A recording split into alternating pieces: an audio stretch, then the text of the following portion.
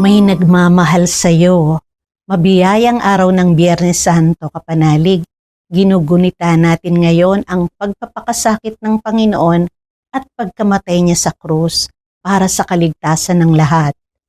Ito po si Sister Rose Agtarap ng Daughters of St. Paul para sa mabuting balita. Tayo nang magnilay sa Ebanghelyo ayon kay San Juan.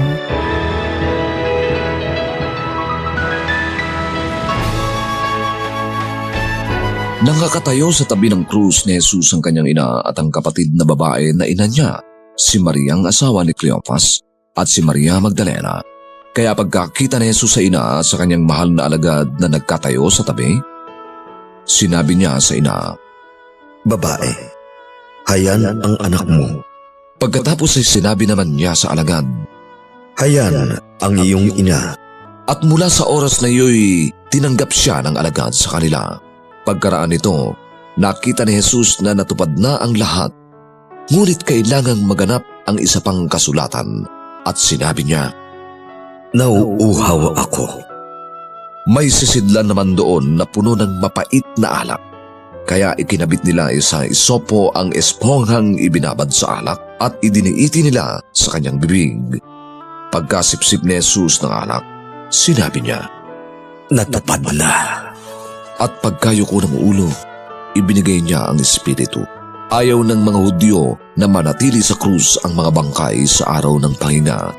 Paghahanda ng Pasko noon, kaya mas dakila pa ang araw na yun ng pahinga at hiniling nila kay Pilato na badiin ang mga binti ng mga nasa krus at saka alisin ang mga bangkay. Kaya pumaroon ng mga sundalo. Binali nila ang mga binti ng una at pati ng ikalawa na kasama niyang ipinako sa krus. Pagsapit naman nila kay Jesus, nakita nilang patay na siya, kaya hindi nila binali ang kanyang mga binti. Gayon may sinibat ng isa sa mga sundalo ang kanyang tagiliran at umagos ang dugo at tubig. Ang nakasaksi ang nagpapatunay at totoo ang kanyang patunay.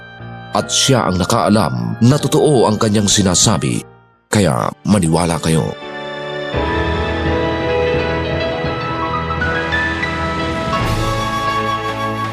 Kung nagbabalik loob tayo sa Diyos, madalas sinasabi natin, gusto ko nang magbagong buhay dahil gusto ko nang makita o mahanap ang Diyos sa buhay ko.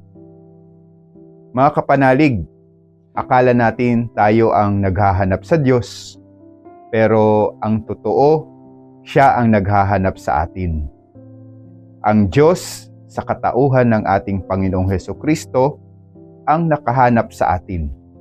Ngayong araw na ito, ang pagkamatay o ang pag-aalay ng buhay ng ating Panginoong Hesukristo ang patunay na tayo ay hinanap, natagpuan at ibinalik ni Jesus sa kanyang piling. Habang nakabayubay ang ating Panginoong Hesukristo sa krus, narinig natin ang kanyang sinabi, "Nauuhaw ako." Matatandaan natin na si Jesus ang nangako sa babaeng Samaritano na siya ang nagbibigay ng tubig. Sa pagkakataong ito, si Jesus ang nauuhaw at humihingi ng tubig. Mga kapanalig, nauuhaw ang Diyos hindi sa tubig, kundi sa ating pagmamahal. Our Lord Jesus Christ willingly spread His arms on the cross to show and to tell us, "This is how much I love you." Ipinakita ni Jesus ang dakila niyang pagmamahal niya sa atin sa krus. Tayong lahat ay nakaranas ng pagmamahal ni Jesus. Kaya naman ang bilin niya sa atin, magbahalan kayo gaya ng ipinakita kong pag-ibig sa inyo. Sa pamamagitan ng pagmamahala natin, mapapawi natin ang uhaw ni Jesus. Mga kapanalig, kung pag-ibig lamang sana ang naghahari dito sa mundo, hindi sana natin nararanasan ang pagtaas ng presyo ng gasolina o mga bilihin na dulot ng mga gyera na nangyayari dito sa mundo. Kung pag-ibig lang sana ang naghahari sa mundo, hindi sana tayo nakakaranas ng kakulangan ng mga silid-aralan o kaya ng pagbaha dulot ng korupsyon. Kung pag-ibig lang sana ang naghahari sa mundo, hindi tayong mangangambang maglakad sa daan kahit sa gabi. Nawa, isang araw, masabi rin natin kagaya ni Jesus, ganito ko kayo kamahal. Mga kapanalig, maraming salamat po sa inyong suporta sa aming misyon, lalong-lalo na sa donors at sponsors ng Mabuting Balita.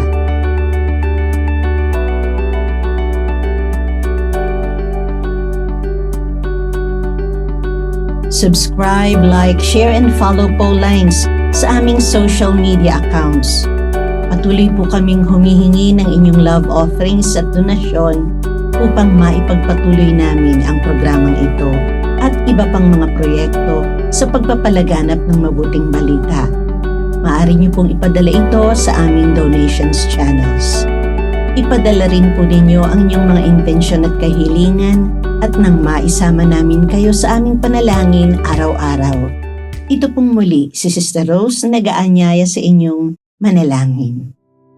Amang makapangyarihan, sa Kwaresmang aming ipinagdiriwang, maunawaan nawa namin ang kahulugan ng pagkamatay at muling pagkabuhay ng iyong anak at turuan kaming mapagnilayan ito sa aming buhay. Sa pamamagitan ni Hesukristo, kasama ng Espiritu Santo, magpasawalang hanggan. Amen.